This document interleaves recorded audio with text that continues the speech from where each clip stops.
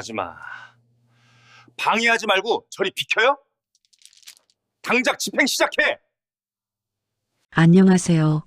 저희 감동극장을 찾아주셔서 고맙습니다. 이야기를 시작하기 전에 구독과 좋아요로 응원해주세요. 그리고 이야기에 마음이 움직이셨다면 댓글로 여러분의 생각도 남겨주시면 고맙겠습니다. 자, 그럼 감동극장 출발합니다. 계십니까? 법원에서 나왔습니다. 철제 셔터를 두드리는 굉음이 새벽 공기를 갈랐습니다. 영숙은 쥐고 있던 국자를 바닥에 떨어뜨렸습니다. 올 것이 왔구나. 며칠 전부터 가슴이 조마조마하더니 결국 그 사단이 난 것입니다. 미처 앞치마 끈을 풀 새도 없이 거친 사내들이 가게 안으로 밀고 들어왔습니다. 퀴퀴한 먼지 냄새와 함께 비릿한 쇠 냄새가 좁은 반찬 가게를 순식간에 점령했습니다. 아줌마, 방해하지 말고 저리 비키세요. 당장 집행 시작해. 법원 집행관이라는 남자는 영숙을 벌레 보듯 쳐다보며 고함을 질렀습니다. 그의 손에는 저승사자의 명부처럼 보이는 서류 뭉치와 보기만 해도 심장이 멎을 것 같은 새빨간 압류 딱지가 들려 있었습니다. 영숙은 본능적으로 냉장고 앞을 가로막았습니다. 선생님, 제발 이러지 마세요. 한 번만 봐주세요. 이 냉장고 멈추면 안에 든 김치며 젓갈이며 다 썩어요. 이거 팔아야 이자라도 낼 거 아닙니까? 영숙의 절규에 가까운 애원에도 남자는 눈 하나 깜짝하지 않았습니다. 그는 거친 손으로 영숙의 어깨를 밀쳤습니다. 영숙은 힘없이 바닥으로 나뒹굴었습니다. 무릎이 시멘트 바닥에 찧어 욱신거렸지만 아픔을 느낄 새도 없었습니다. 척척척. 소름 끼치는 마찰음과 함께 가게 안의 모든 살림살이에 빨간 딱지가 붙기 시작했습니다.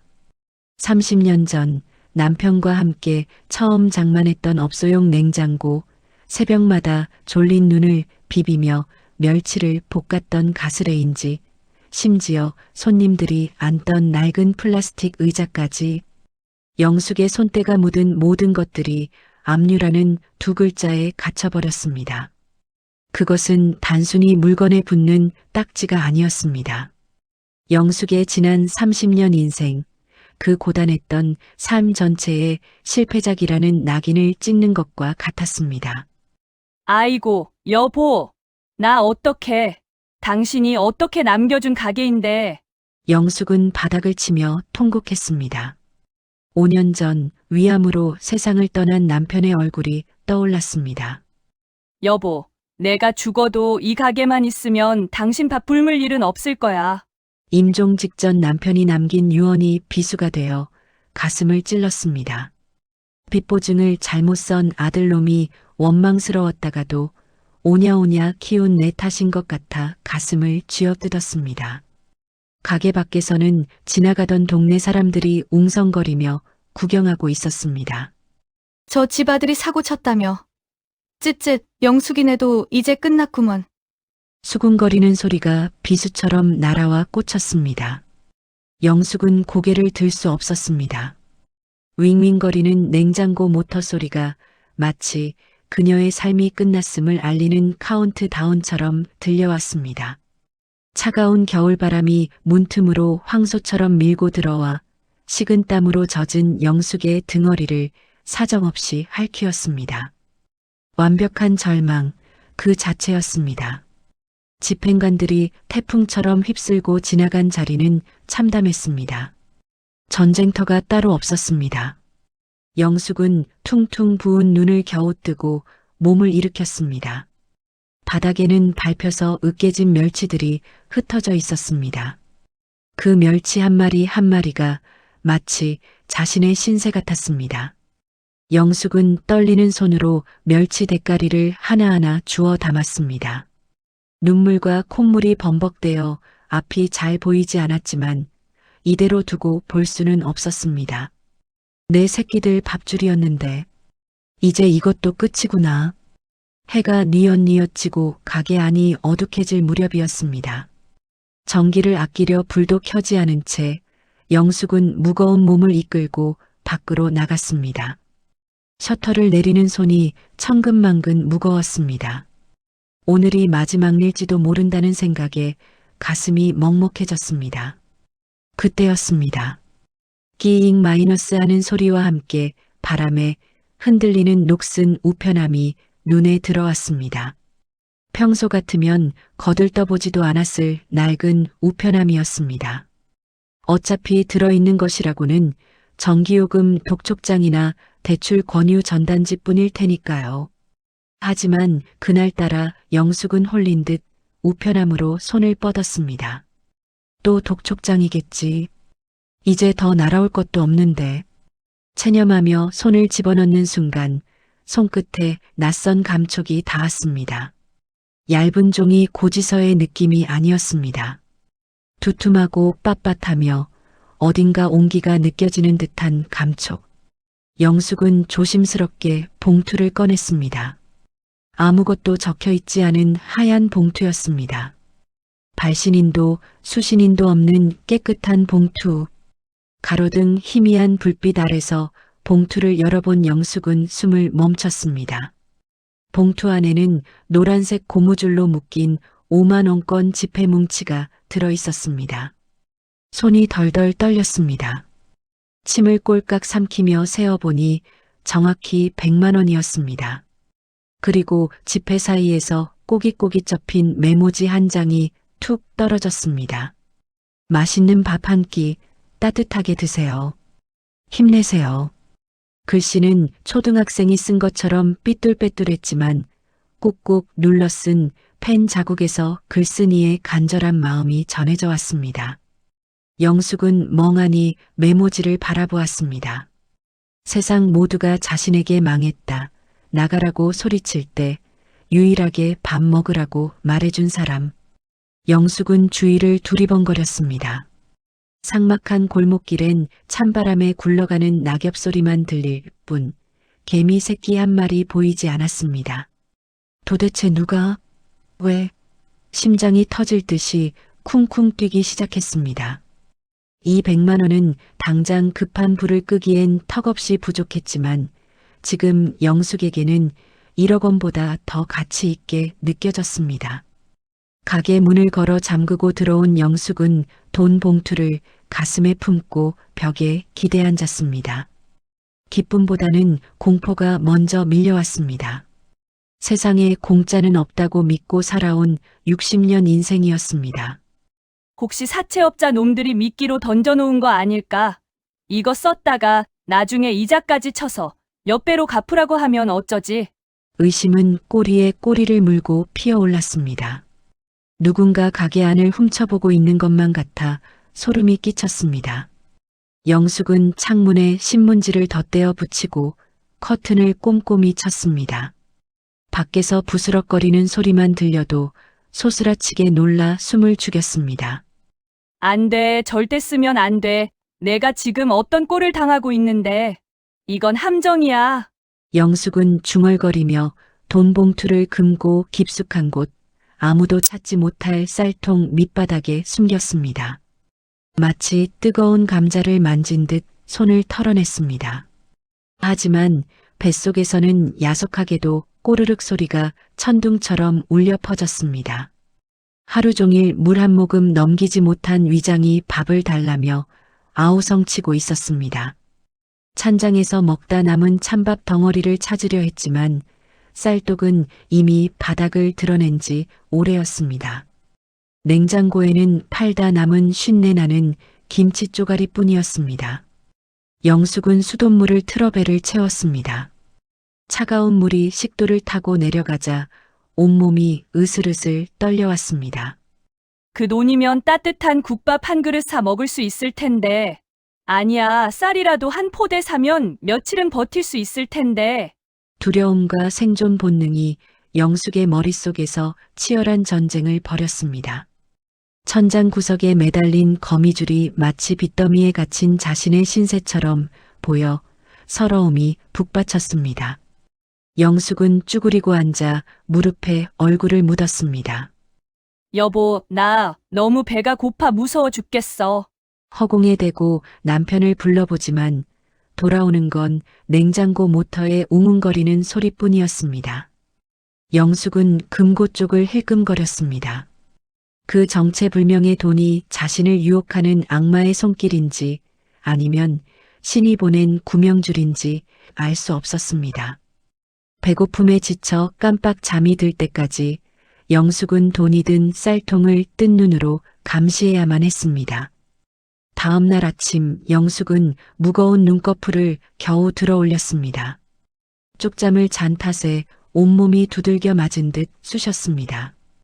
퀭한 눈으로 가게 문을 열고 빗자루질을 시작하려는데 멀리서부터 쿵, 쿵 땅이 울리는 소리가 들려왔습니다. 영숙의 심장이 덜컥 내려앉았습니다.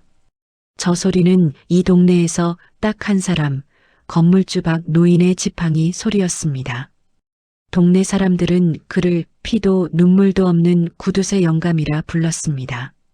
폐지를 줍는 할머니가 박스 하나라도 집 앞에 흘리면 불같이 화를 내고 세입자가 월세를 하루만 늦게 줘도 가게 앞에 들어눕는 위인이었기 때문입니다.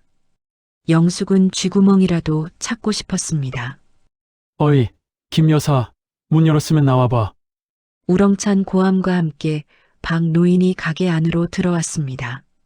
낡은 헌팅캡을 눌러쓰고 달아빠진 등산 조끼를 입은 그는 마치 저승사자처럼 영숙을 노려보았습니다. 아이고, 어르신 오셨어요. 오셨어요는 무슨? 이번 달 월세 또 밀렸지? 보증금 다 까먹고 도대체 언제 나갈 거야? 내가 자선사업가야? 어? 박 노인은 지팡이로 시멘트 바닥을 쿵쿵 찍으며 소리를 질렀습니다. 그 소리가 어찌나 큰지 진열된 반찬통들이 달달 떨릴 지경이었습니다. 영숙은 죄인처럼 고개를 푹 숙이고 두 손을 비볐습니다. 죄송합니다. 어르신 정말 면목이 없습니다. 며칠만 딱 며칠만 더 기다려주세요. 어떻게든 마련해 보겠습니다. 며칠은 무슨 며칠? 내가 김 여사 사정 봐주다가 화병이 나서 죽겠어! 박 노인은 씩씩거리며 가게를 휘 둘러보았습니다. 빨간 딱지가 붙은 냉장고, 텅 빈 진열대, 그리고 바싹 마른 명태처럼 야윈 영숙의 얼굴. 그의 시선이 잠시 영숙의 떨리는 손끝에 머물렀습니다. 영숙은 눈물이 핑 돌았지만 꾹 참았습니다. 여기서 울면 정말 쫓겨날 것만 같았습니다. 그런데 갑자기 박 노인이 등 뒤에 숨기고 있던 검은 비닐봉지를 계산대 위에 툭 하고 거칠게 던졌습니다. 사람이 죽으란 법은 없어. 쥐구멍에도 벼뜰 날 있다고.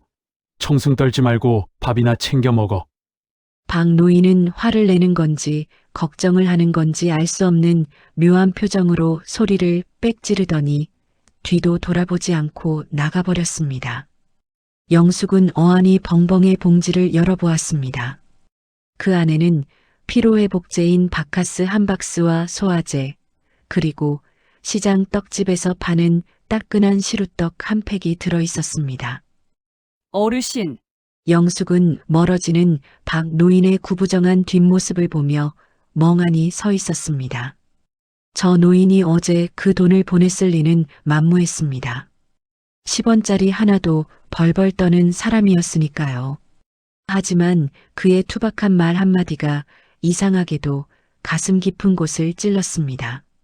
차가운 욕설 속에 숨겨진 묘한 온기. 영숙은 시루떡을 한 입 베어 물었습니다. 목이 메어 눈물이 왈칵 쏟아졌습니다. 사흘이 지났습니다. 하지만 돈을 찾으러 오는 사람은 없었습니다. 잃어버린 돈이라며 경찰이 찾아오지도 사채업자가 들이닥치지도 않았습니다. 가게 안쌀독은 바닥을 드러냈고 냉장고 속 재료들은 말라 비틀어져 갔습니다. 이대로 가다간 빚을 갚기는커녕 굶어 죽을 판이었습니다. 영숙은 떨리는 손으로 쌀통 깊숙이 숨겨둔 봉투를 꺼냈습니다. 100만 원. 이 돈이면 한 달치 이자를 낼 수도 있고 밀린 월세의 일부를 낼 수도 있었습니다. 하지만 영숙의 눈은 다른 곳을 향하고 있었습니다. 그래. 딱 한 번만, 이번 한 번만 쓰고 갚자. 장사를 해야 돈을 벌 거 아냐? 영숙은 결심을 굳히고 옷매무새를 다듬었습니다. 돈 봉투를 속옷 안쪽 깊숙한 주머니에 넣고 옷핀으로 야무지게 고정했습니다. 시장으로 향하는 발걸음이 구름 위를 걷는 듯 가벼우면서도 한편으론 천길 낭떠러지 위를 걷는 듯 불안했습니다. 도매시장의 활기찬 소음이 영숙을 반겼습니다. 싱싱한 고등어 왔어요! 떨이요, 떨이! 상인들의 외침이 살아있음을 느끼게 했습니다. 영숙은 가장 먼저 건어물 가게로 갔습니다. 사장님, 남해안 최상급 죽방멸치로 주세요. 찌꺼기 말고 제일 좋은 놈으로요. 어머, 김 사장님. 요새 통 안 보이시더니 좋은 일 있으신가 봐. 때깔 좋은 거 찾으시고. 오랜만에 만져보는 현금의 감촉. 영숙은 빳빳한 5만 원권을 건네며 손끝을 떨었습니다. 멸치, 꽈리고추, 국산 마늘, 그리고 방앗간에서 갓 짠 참기름까지. 그녀는 시장을 돌며 최고의 재료들만 골라 담았습니다. 돈을 지불할 때마다 심장이 조마조마했지만 상인들의 반가운 인사가 그녀에게 생기를 불어넣었습니다. 나는 아직 반찬가게 사장이라는 자존감이 차올랐습니다. 가게로 돌아온 영숙은 앞치마 끈을 질끈 동여맸습니다. 멸치를 다듬는 손길에 평소보다 더한 정성이 들어갔습니다. 머리와 똥을 하나하나 떼어내며 기도를 담았습니다. 이거 드시는 분들 건강하게 해주세요. 그리고 제발 이 가게 다시 일으킬 수 있게 도와주세요. 달궈진 프라이팬에 식용유를 두르고 마늘을 볶자 알싸한 향이 퍼졌습니다.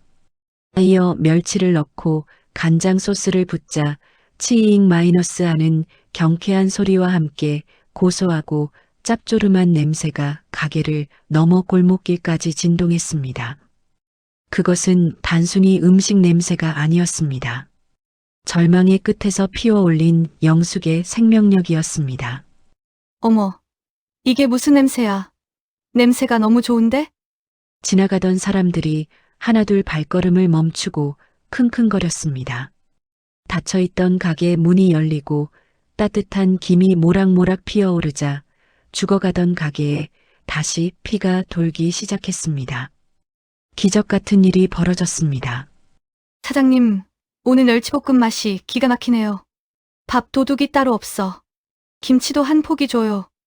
때깔이 아주 곱네. 오후가 되자 손님들이 줄을 이었습니다. 단골 손님 박씨 아줌마는 엄지손가락을 치켜 세웠습니다. 영숙은 정신없이 반찬을 담고 거스름 돈을 내주었습니다. 돈통에 지폐가 차곡차곡 쌓이는 소리가 세상 어떤 음악보다 아름답게 들렸습니다. 영숙의 얼굴에 오랜만에 옅은 미소가 번졌습니다. 할 수 있다, 다시 일어설 수 있다. 희망이라는 녀석이 수줍게 고개를 내미는 것 같았습니다. 하지만 그 평화는 태풍 전의 고요에 불과했습니다. 오후 3시 검은 그림자가 가게 입구를 막아섰습니다. 햇살이 가려지고 가게 안이 순식간에 어두워졌습니다. 영숙이 고개를 들자 덩치가 산만한 산에 셋이 검은 양복을 입고 서 있었습니다. 며칠 전부터 가게 주변을 어슬렁거리던 아들의 빚쟁이들이었습니다. 아이고, 장사가 아주 잘 되시네. 아들놈은 도망갔는데 어미는 여기서 희낙낙 돈을 긁어모으고 계셨어? 가운데 선 우두머리가 비릿한 웃음을 흘리며 말했습니다. 영숙의 손에서 국자가 스르르 미끄러져 떨어졌습니다. 쨍그랑. 선생님들, 제발 지금 열심히 벌어서 갚으려고. 갚아? 언제? 100년 뒤에? 우두머리가 소리를 지르며 진열된 반찬통을 발로 걷어찼습니다. 와장창 갓 볶아낸 멸치볶음이 바닥에 쏟아지고 빨간 깍두기 국물이 사방으로 튀었습니다. 영숙은 비명을 지르며 달려들었습니다. 안 돼. 이거 내 전 재산이에요. 제발 이러지 마세요. 비켜! 이 할망구야! 사내는 영숙을 거칠게 밀쳤습니다. 영숙은 깍두기 국물 위로 엎어졌습니다. 매운 고춧가루가 눈에 들어가고 앞치마는 붉게 물들었습니다. 그들은 가게를 난장판으로 만들었습니다. 정성스레 담근 김치를 짓밟고 냉장고 문을 발로 차서 찌그러뜨렸습니다. 손님들은 비명을 지르며 도망쳤고 가게 밖에는 사람들이 구름처럼 몰려들어 구경만 할 뿐 누구도 말리는 사람이 없었습니다. 수치심과 공포가 영숙을 짓눌렀습니다. 돈 내놔! 우두머리가 계산대로 다가가 돈통을 낚아챘습니다. 영숙이 아침부터 뼈 빠지게 일해서 번 돈, 그리고 재료를 사고 남은 100만 원 중 일부가 들어있는 돈통이었습니다. 이건 이자야 꼬우면 아들 놈 찾아오던가. 안 돼요. 그 돈 없으면 저 죽어요. 제발요. 영숙은 사내의 바짓가랑이를 붙잡고 바닥을 기었습니다. 짐승처럼 울부짖었습니다. 하지만 사내는 영숙의 손을 매정하게 뿌리쳤습니다. 구둣발에 차인 영숙의 손등이 붉게 부어올랐습니다. 그들은 돈통을 챙겨 유유히 사라졌습니다. 폭풍이 지나간 가게 안. 바닥에는 으깨진 멸치와 지지겨진 김치, 그리고 영숙의 찢겨진 자존심만이 뒹굴고 있었습니다. 영숙은 붉은 국물로 얼룩진 바닥에 엎드려 짐승 같은 소리를 내며 오열했습니다. 겨우 틔운 희망의 싹이 구둣발에 처참하게 짓밟혀 뭉개진 순간이었습니다. 폭풍이 지나간 가게는 처참했습니다. 영숙은 퉁퉁 부은 손으로 바닥에 흩어진 고춧가루 자국을 닦아냈습니다. 걸레를 빨아도 빨아도 붉은 물이 계속 나왔습니다. 마치 자신의 가슴에서 흐르는 피눈물 같았습니다. 깨진 유리 조각을 치우고 찌그러진 셔터를 억지로 내리는데 손끝이 찢어져 쓰라렸습니다. 이제 다 끝났어. 정말 다. 자포자기한 심정으로 우편함을 확인했습니다. 습관이 무섭다고 혹시나 하는 마음에 손이 갔습니다. 그런데 거짓말처럼 또다시 손끝에 두툼한 감촉이 닿았습니다. 영숙은 소스라치게 놀라 봉투를 꺼냈습니다. 이번에는 더 두꺼웠습니다. 떨리는 손으로 열어보니 5만 원권으로 200만 원. 그리고 쪽지 한 장. 오늘 많이 놀라셨죠? 힘내세요. 당신의 음식은 최고입니다. 포기하지 마세요. 영숙은 그 자리에 얼어붙었습니다. 온몸에 소름이 돋았습니다. 이 사람은 다 보고 있었어. 빚쟁이들이 행패 부리는 것도 내가 바닥을 기며 우는 꼴도 다 지켜보고 있었던 거야. 고마움보다는 섬뜩함이 앞섰습니다. 누군가 자신의 일거수일투족을 감시하고 있다는 생각에 등골이 오싹했습니다.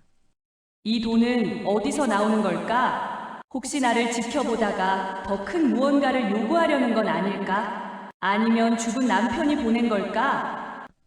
별의별 생각이 다 들었습니다. 영숙은 더 이상 가만히 있을 수 없었습니다. 이 키다리 아저씨의 정체를 밝혀내야만 했습니다. 그래야 이 돈을 쓰든 돌려주든 할 수 있을 것 같았습니다. 그녀는 가게 불을 끄고 문 뒤에 숨었습니다. 차가운 시멘트 바닥에서 한기가 올라왔지만 꼼짝도 하지 않았습니다. 우편함이 정면으로 보이는 문틈에 눈을 고정했습니다. 밤 12시, 새벽 1시, 2시. 적막한 골목길엔 찬바람 소리만 요란했습니다. 졸음이 쏟아지고 다리에 쥐가 날 때쯤이었습니다. 바스락. 인기척이 들렸습니다. 영숙은 졸던 눈을 번쩍 떴습니다. 가로등도 없는 어두운 골목 어귀에서 누군가 걸어오고 있었습니다.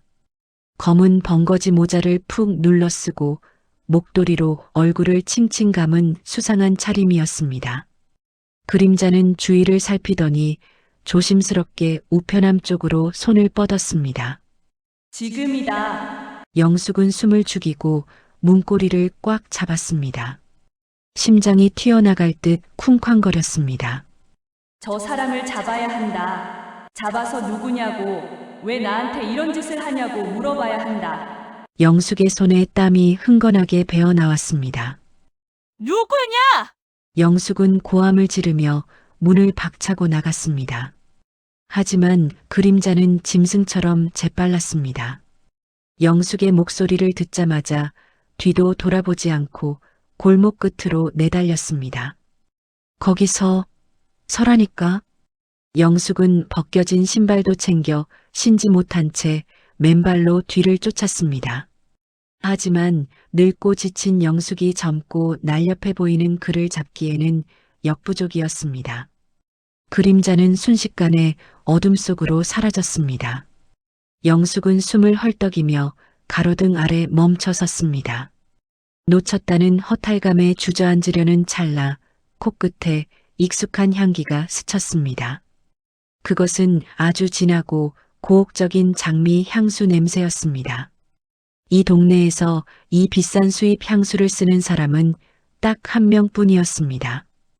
영숙의 고등학교 동창이자 남편 사업이 대박나서 사모님 소리를 듣는 선자. 평소 영숙을 무시하고 깔보던 그녀였지만 가끔 뜬금없이 반찬을 사러 와서는 이런 거 먹고 어떻게 사니? 하며 핀잔을 주던 친구였습니다. 설마 선자가? 퍼즐이 맞춰지는 것 같았습니다. 겉으로는 쌀쌀맞게 대하지만 속으로는 예정 때문에 몰래 도와주고 있었던 게 분명했습니다. 자존심 강한 선자라면 충분히 그러고도 남을 위인이었습니다. 영숙의 가슴이 벅차올랐습니다. 친구야, 고맙다, 정말 고맙다. 다음 날 아침 일찍 영숙은 선자의 으리으리한 2층 양옥집 대문을 두드렸습니다. 누구세요? 어머, 영숙이 아니니? 이 아침부터 웬일이야? 화려한 실크 잠옷바람에 선자가 나왔습니다. 영숙은 다짜고짜 선자의 손을 두 손으로 덥석 잡았습니다. 눈물이 주르륵 흘러내렸습니다. 선자야, 정말 고맙다. 어제 내가 놓고 간 돈 200만 원. 그리고 그 전에도 100만 원? 다 내가 한 거지. 내가 정말 몰라봤어. 내가 날 이렇게 생각해 주는데 나는 자격지심에 널 미워만 했어. 정말 미안하다. 내가 이 은혜 죽을 때까지 갚을게. 영숙은 진심을 다해 고개를 숙였습니다. 그런데 분위기가 이상했습니다. 선자의 손이 차갑게 영숙을 뿌리쳤습니다. 뭐? 돈? 얘 지금 무슨 헛소리 하니? 선자는 기가 막히다는 표정으로 영숙을 위아래로 훑어보았습니다. 마침 거실에는 선자의 계모임 친구들이 와서 차를 마시고 있었습니다. 그들의 시선이 일제히 영숙의 낡은 옷차림과 헝클어진 머리에 꽂혔습니다. 아니야. 어젯밤에 우리 가게 앞에 왔었잖아. 내 향수 냄새가 났는데. 야, 이 김영숙, 너 정말 돌았구나. 내가 어젯밤에 거길 왜 가? 그리고 100만 원? 200만 원? 내가 너한테 자선 사업하니? 너 빚쟁이한테 시달리더니 드디어 노망이 났구나. 선자의 목소리가 독사처럼 날카롭게 거실을 울렸습니다. 친구들이 킥킥거리며 웃음을 터뜨렸습니다. 어머, 쟤 영숙이 아니야. 완전히 망했다더니 구걸하러 다니나 봐. 돈 달라는 수법도 가지가지네 쯧쯧. 영숙의 얼굴이 시벌겋게 달아올랐습니다. 선자는 한술 더 떠 소금을 뿌리는 신용을 했습니다. 재수없게 아침부터 와서 헛소리야. 당장 나가. 내 집 현관 더러워지니까. 쾅! 육중한 철문이 영숙의 코앞에서 닫혔습니다. 문 밖으로 친구들의 조소 섞인 웃음소리가 새어나왔습니다. 영숙은 그 자리에 못 박힌 듯 서 있었습니다. 착각이었습니다. 그것도 아주 철저하고 비참한 착각. 자신의 초라함이 발가벗겨져 거리에 내동댕이 쳐진 기분이었습니다. 선자의 집에서 도망치듯 빠져나온 영숙은 좀비처럼 걸었습니다. 사람들이 손가락질하는 것 같아 고개를 들 수가 없었습니다.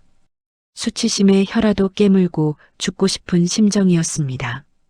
그래, 그만하자. 이만큼 버텼으면 됐어. 가게로 돌아온 영숙은 결심했습니다. 이제 더 이상 버틸 힘도 자존심도 남아있지 않았습니다. 가게를 정리하고 어디 아무도 모르는 곳으로 떠나거나 아니면 남편 곁으로 가야겠다고 생각했습니다. 가게 셔터 앞에 털썩 주저앉았습니다. 해는 이미 저물어 어둑어둑했고 뱃속은 텅 비어 쓰라렸습니다. 하염없이 눈물만 흘리고 있는데 시야 구석에 무언가가 들어왔습니다. 셔터 문고리에 걸려있는 낡은 종이 가방 하나. 또 돈 봉투인가. 이젠 지긋지긋해. 영숙은 신경질적으로 가방을 낚아챘습니다. 묵직했습니다. 안을 들여다보니 돈이 아니었습니다. 오래된 분홍색 꽃무늬 보온 도시락과 반찬통이 들어있었습니다.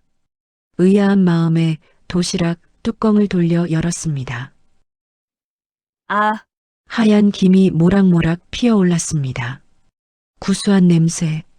그것은 소고기를 듬뿍 넣고 푹 끓인 미역국이었습니다. 옆에 있는 반찬통에는 갓 부쳐낸 노란 계란말이와 빨간 배추김치가 정갈하게 담겨 있었습니다. 그리고 뚜껑 안쪽에 붙은 작은 포스트잇. 생신 축하드립니다. 태어나 주셔서 감사합니다. 영숙의 눈이 휘둥그레졌습니다. 오늘 날짜를 확인해 보았습니다. 12월 11일. 맞았습니다. 오늘이 자신의 생일이었습니다. 빚 갚느라 정신이 팔려 자식들 뒷바라지하느라 정작 본인은 까맣게 잊고 있었던 생일. 아들도 딸도 전화 한 통 없는 이 쓸쓸한 생일을 얼굴도 모르는 누군가가 챙겨준 것입니다. 영숙은 차가운 길바닥에 도시락을 내려놓고 숟가락을 들었습니다. 국물을 한 입 떠넣었습니다. 따뜻하고 진한 국물이 식도를 타고 내려가며 얼어붙은 오장육부를 녹였습니다. 으흐흐. 숟가락질을 멈출 수가 없었습니다. 눈물 콧물이 국물에 떨어져 섞였지만 영숙은 허겁지겁 밥을 말아먹었습니다. 목이 메어 밥알이 넘어가지 않는데도 꾸역꾸역 밀어 넣었습니다. 서러워서 울고 고마워서 울고 따뜻해서 울었습니다. 도대체 누구입니까? 왜 나한테 이렇게까지 해요? 우리 자식들도 안 챙기는 생일을. 차가운 밤바람이 부는 골목길, 쭈그리고 앉아 미역국을 먹는 늙은 여인의 등 뒤로 길게 그림자가 드리워졌습니다. 영숙은 태어나서 먹어본 음식 중 가장 슬프고도 맛있는 밥상을 받았습니다. 보이지 않는 손길이 그녀의 젖은 어깨를 토닥여주는 것만 같았습니다. 죽고 싶었던 마음 한구석에서 다시 살고 싶다는 아주 작은 불씨가 피어오르고 있었습니다. 미역국을 바닥까지 비운 그날 밤, 영숙은 긴긴 고민 끝에 마침내 마음을 굳혔습니다. 이제 그만하자. 이만큼 했으면 됐다. 더 이상 버틸 힘도 자존심도 남아있지 않았습니다. 이 정체불명의 도움도 이제 끝내야 했습니다. 밑 빠진 독에 물 붓기였으니까요. 다음 날 아침 영숙은 폐업 정리 종이를 써붙였습니다. 30년을 지켜온 간판이 내려지는 순간이었습니다. 중고 주방용품 업자가 트럭을 몰고 와 가게 안을 휘저었습니다. 사장님, 이거 냉장고 모터가 다 나갔네. 쯧쯧. 조리대도 녹이 슬어서 고쳐할 값밖에 안 나와요. 업자는 멀쩡한 그릇들을 발로 툭툭 건드리며 흥정했습니다. 이거 다 합쳐서 15만 원 싫으면 말고. 15만 원이라니요. 저 냉장고는 작년에 모터 갈았고 저 그릇들은. 영숙이 울먹이며 사정했지만 업자는 냉정하게 고개를 저었습니다. 요즘 자영업자들 줄초상이라 이런 물건 넘쳐나요. 15만 원도 후하게 쳐주는 거야. 결국 영숙은 15만 원을 손에 쥐고 돌아섰습니다. 평생을 갈아 넣은 삶의 터전이 고작 15만 원짜리 고철 덩어리가 되어 트럭에 실려 나갔습니다. 텅 빈 가게는 휑한 바람소리만 가득했습니다. 벽지에는 떼어낸 메뉴판 자국이 흉터처럼 남아 있었습니다. 영숙은 바닥에 주저앉아 텅 빈 공간을 어루만졌습니다. 이곳에서 아이들을 대학 보냈고 남편과 함께 김장을 담갔습니다. 웃음과 눈물, 땀방울이 배어 있는 바닥이었습니다. 여보, 미안해. 내가 못나서 가게도 못 지키고. 그때 유리문이 벌컥 열리며 박 노인이 들어왔습니다. 짐 싸냐? 박 노인의 목소리는 여전히 퉁명스러웠습니다. 영숙은 황급히 눈물을 닦으며 일어났습니다. 네. 어르신 그동안 감사했습니다. 밀린 월세는 보증금 남은 거에서 제하시고, 그래도 조금 모자랄 텐데, 제가 이래서라도 꼭 갚겠습니다. 박 노인은 혀를 차며 지팡이로 바닥을 쿵 찍었습니다. 됐고, 내일 낮 12시까지 싹 비워. 새 세입자 오기로 했으니까. 지저분하게 굴지 말고 시한 딱 맞춰. 네, 알겠습니다. 정말 죄송합니다. 박 노인은 휑하니 나가버렸습니다. 매정한 노인네. 마지막 가는 길에 따뜻한 말 한마디 해주면 덧나나. 영숙은 서러움에 목이 메었지만 한편으론 다행이라 생각했습니다. 빨리 떠나는 게 서로에게 좋은 일일 테니까요. 영숙은 마지막으로 가게 불을 끄며 자신의 30년 인생 스위치도 함께 내렸습니다. 약속한 날 정오가 되었습니다. 겨울 햇살이 텅 빈 가게 안으로 길게 들어와 먼지 춤을 추고 있었습니다. 영숙은 마지막 남은 짐박스 하나를 들고 가게 한가운데 서 있었습니다. 밖에는 용달차가 대기하고 있었습니다. 이제 정말 끝이었습니다. 문고리를 잡는 손이 떨어지지 않았습니다. 시간 다 됐어. 박 노인이 문을 벌컥 열고 들어왔습니다. 그런데 오늘은 혼자가 아니었습니다. 그의 뒤에 아주 말끔한 정장 차림의 젊은 남자가 서 있었습니다. 훤칠한 키에 윤기 흐르는 구두, 딱 봐도 귀티가 흐르는 30대 중반의 신사였습니다. 이 허름한 골목과는 전혀 어울리지 않는 사람이었습니다. 박 노인이 헛기침을 하며 말했습니다. 여기 이 사람이 새 세입자야. 인사나 하고 가. 영숙은 고개를 푹 숙였습니다. 자신의 초라한 행색이 부끄러워 얼굴을 들 수가 없었습니다. 안녕하세요. 가게가 많이 낡았지만 목은 좋습니다. 부디 번창하세요. 영숙은 도망치듯 박스를 들고 문 쪽으로 향했습니다.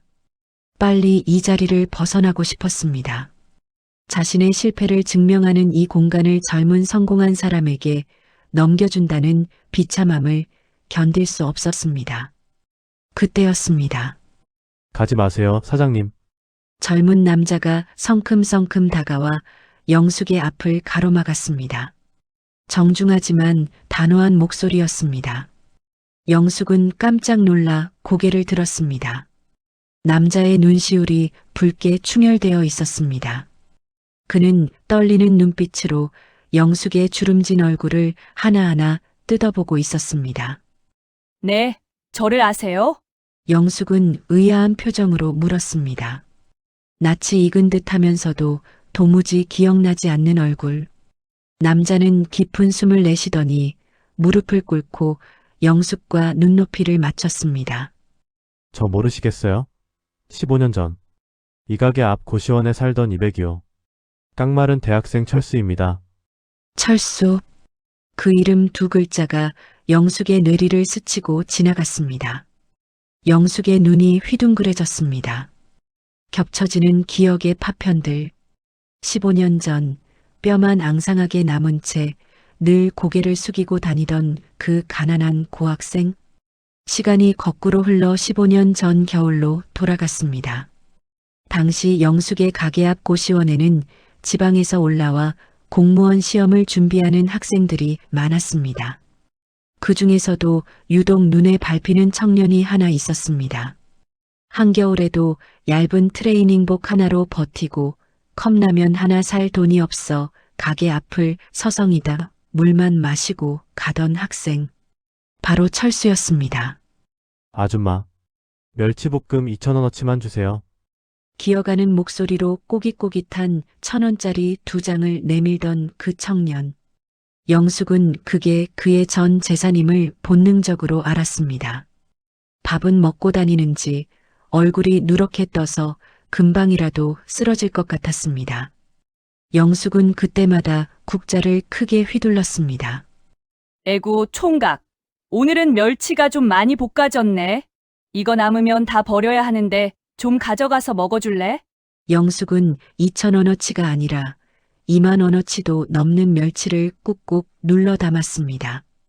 그것도 모자라 안쪽 주방에서 김이 모락모락 나는 흰 쌀밥을 대접에 퍼서 검은 봉지에 싸주곤 했습니다.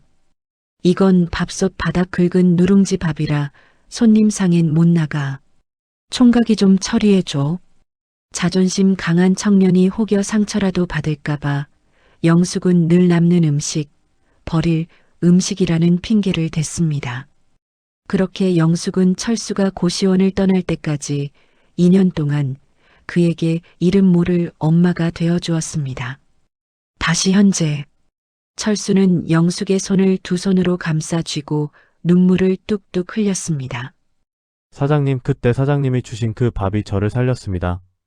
며칠을 굶어 수돗물로 배를 채우다가 정말 죽어버릴까 생각하고 한강까지 갔었습니다. 그런데 사장님이 쥐어주신 그 따뜻한 검은 봉지.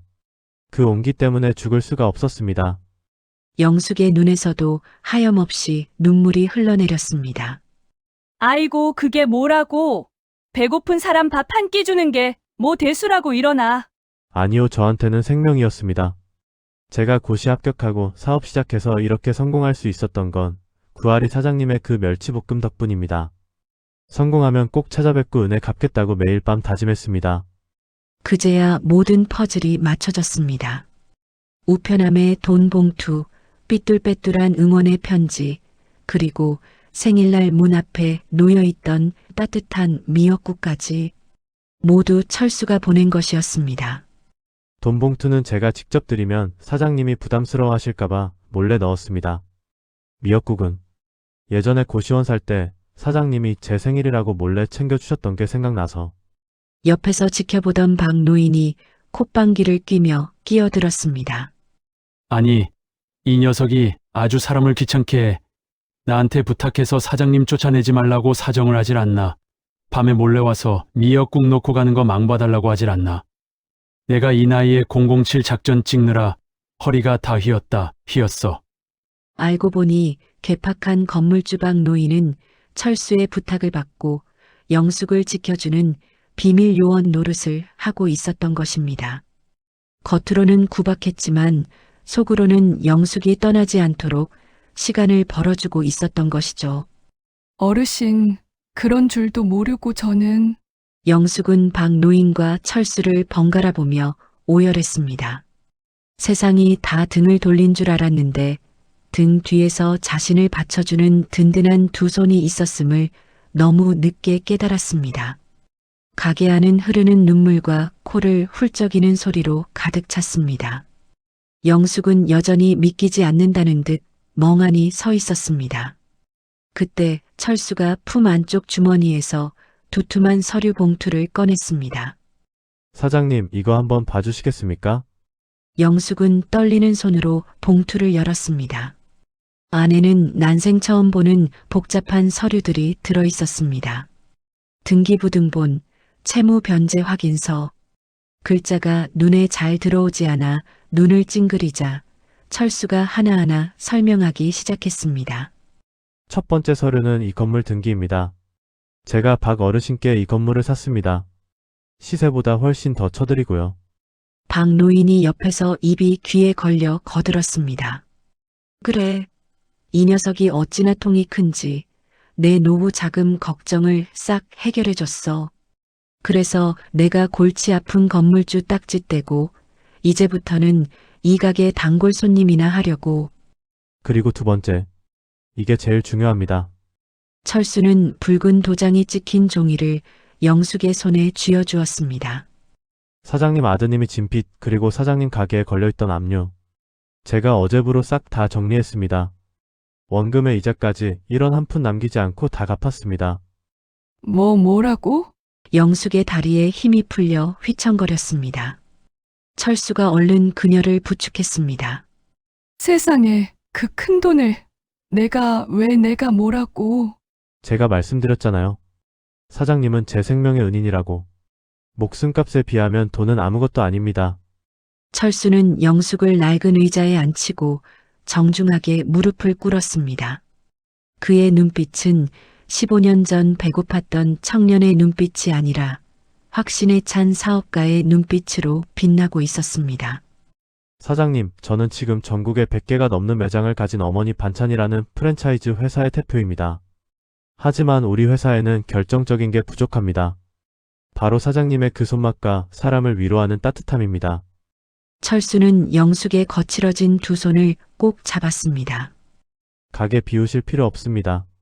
아니, 비우시면 안 됩니다. 저와 파트너가 되어주십시오. 저는 자본과 시스템을 대고 사장님은 그 맛과 마음을 대주세요. 이 가게를 우리 브랜드의 본점이자 심장으로 만들고 싶습니다. 월급쟁이 사장이 아니라 저와 동등한 이수로서 이 가게의 영원한 주인이 되어주십시오. 영숙은 숨을 쉴 수가 없었습니다. 지옥 밑바닥인 줄 알았던 곳에 황금으로 된 동아줄이 내려온 것입니다. 빚을 다 갚았다는 안도감, 그리고 칠순을 바라보는 나이에 누군가에게 필요한 존재로 인정받았다는 벅참이 가슴을 강타했습니다. 그것은 단순히 돈 문제가 해결된 기쁨을 넘어 무너졌던 인생이 다시 세워지는 순간이었습니다. 고맙다. 정말 고맙다. 일주일 뒤 영숙네 가게 앞은 공사 차량으로 시끌벅적했습니다. 자, 조심해서 내려. 간판 다치지 않게. 녹슬고 찌그러졌던 옛 간판이 내려가고 세련되고 고급스러운 원목 간판이 크레인에 들려 올라갔습니다. 영숙네 따뜻한 식탁신스 1995라고 씌어진 금박으로 새겨진 자신의 이름을 보며 영숙은 가슴이 벅차올랐습니다. 가게 안은 천지개벽 수준으로 바뀌었습니다. 낡은 시멘트 바닥은 깔끔한 타일로 교체되었고 고물 같던 냉장고 대신 최신식 쇼케이스 냉장고가 들어왔습니다. 무엇보다 주방이 달라졌습니다. 허리를 굽히지 않아도 되는 맞춤형 조리대, 성능 좋은 환풍기, 식기세척기까지 철수가 영숙의 관절까지 고려해 최고급으로 맞춘 설비들이었습니다. 우와, 여기가 그 멸치 가게 맞아? 호텔 주방 같네. 구경 나온 동네 사람들이 입을 다물지 못했습니다. 며칠 전만 해도 영숙을 비웃던 사람들이 이제는 부러움 가득한 눈길로 쳐다보고 있었습니다. 개업식 날 영숙은 철수가 선물한 하얀색 조리복을 입었습니다. 가슴에는 총괄이사 김영숙이라는 명찰이 빛나고 있었습니다. 거울 앞에 선 영숙은 낯선 자신의 모습에 수줍게 웃어보았습니다. 쭈글쭈글한 주름도 희끗희끗한 머리카락도 오늘따라 훈장처럼 근사해 보였습니다. 이사님 준비되셨습니까? 말쑥한 정장 차림의 철수가 웃으며 들어왔습니다. 아유, 대표님 이사님은 무슨 그냥 이모라고 불러. 공적인 자리에서는 이사님이죠. 자, 계약서에 도장 찍으러 가시죠. 가게 한가운데 마련된 테이블에서 조인식이 열렸습니다. 카메라 플래시가 터지고 동네 사람들의 박수가 쏟아졌습니다.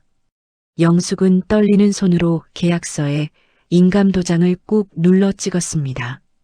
그 쿵 하는 소리가 마치 내 인생의 재임하기 시작됐다고 선포하는 대포 소리 같았습니다. 그때 저 뒤에서 누군가 쭈뼛거리며 다가왔습니다. 친구 선자였습니다. 선자는 커다란 화환을 들고 민망한 표정으로 서 있었습니다. 영수가 개업 축하해. 저기 지난번엔 내가 오해가 있어서. 영숙은 잠시 선자를 바라보다가 환하게 웃으며 다가가 손을 잡았습니다. 왔어. 고맙다. 들어와서 밥 먹고 가. 내가 너 좋아하는 잡채 해놨어. 선자의 얼굴이 홍당무처럼 빨개졌습니다. 영숙은 이제 누군가를 미워할 시간조차 아까웠습니다. 그녀의 마음은 이미 부자였으니까요. 계절이 바뀌어 가게 앞 화단에 노란 개나리가 흐드러지게 피었습니다. 영숙네 따뜻한 식탁은 그야말로 대박이 났습니다. 영숙의 손맛이 입소문을 타고 철수의 마케팅이 더해져 전국에서 주문 전화가 빗발쳤습니다. 택배 상자가 산더미처럼 쌓여 트럭으로 실어 날라도 모자랄 지경이었습니다. 하지만 영숙이 가장 행복해하는 순간은 돈을 쓸 때가 아니었습니다. 어머니, 저 왔어요. 점심시간이 지나면 어김없이 찾아오는 고시생들, 취업준비생들. 영숙은 가게 한편에 나눔 식탁을 마련해 두었습니다. 주머니 가벼운 청춘들이 눈치 보지 않고 밥을 먹을 수 있는 곳이었습니다. 많이 먹어 부족하면 더 퍼다 먹고 김치 싸줄까? 영숙은 15년 전 철수에게 그랬듯 밥을 고봉으로 퍼담아주며 등을 토닥였습니다. 학생들은 감사합니다, 어머니 하며 눈시울을 붉히고 밥을 먹었습니다. 그 모습을 흐뭇하게 바라보던 박 노인이 뻐기며 말했습니다. 꼬봐, 내가 뭐랬어? 쥐구멍에도 볕들 있다고 했지? 이 가게 터가 좋아서 그런 거야. 내가 터를 잘 잡았지? 영숙과 직원들이 까르르 웃음을 터뜨렸습니다. 어느 따스한 봄날 오후 영숙은 가게 문을 활짝 열어두고 의자에 앉아 꾸벅꾸벅 조는 봄바람을 맞았습니다. 문득 하늘에 계신 남편 생각이 났습니다. 여보, 보고 있지? 나 잘하고 있어. 당신이 걱정하던 그 빚도 다 갚았고 우리 가게가 이렇게 번창했어. 그리고 나한테 아들 같은 녀석이 하나 생겼어. 어머니, 멀리서 철수가 양손 가득 카네이션 바구니를 들고 뛰어오고 있었습니다. 내일이 어버이날이라며 미리 찾아온 것입니다. 아이고, 우리 대표님 오시네. 영숙이 자리에서 일어나 철수를 맞이했습니다. 철수는 영숙을 보자마자 와락 끌어안았습니다. 어머니 얼굴이 왜 이렇게 좋아지셨어요? 이제 진짜 회장님 같으십니다. 회장은 무슨 다 내 덕분이지. 가게 쇼윈도에 비친 두 사람의 모습은 영락없는 모자였습니다. 피 한 방울 섞이지 않았지만 밥 한 끼의 정으로 맺어진 기적 같은 가족. 영숙은 이제 압니다. 인생의 벼랑 끝이라고 생각했던 순간이 사실은 날개를 달기 위한 도움닫기였다는 것을. 그리고 세상 그 어떤 투자보다 가장 확실한 투자는 바로 사람의 마음에 하는 투자라는 것을요. 영숙의 따뜻한 식탁은 오늘도 그리고 내일도 모락모락 김을 피워 올릴 것입니다. 배고픈 누군가의 허기를 그리고 외로운 누군가의 마음을 채워주기 위해서 말입니다. 지금까지 감동극장을 시청해 주셔서 고맙습니다. 구독과 좋아요를 눌러주시면 저에게 큰 힘이 됩니다. 앞으로도 더 좋은 영상으로 보답하겠습니다. 고맙습니다.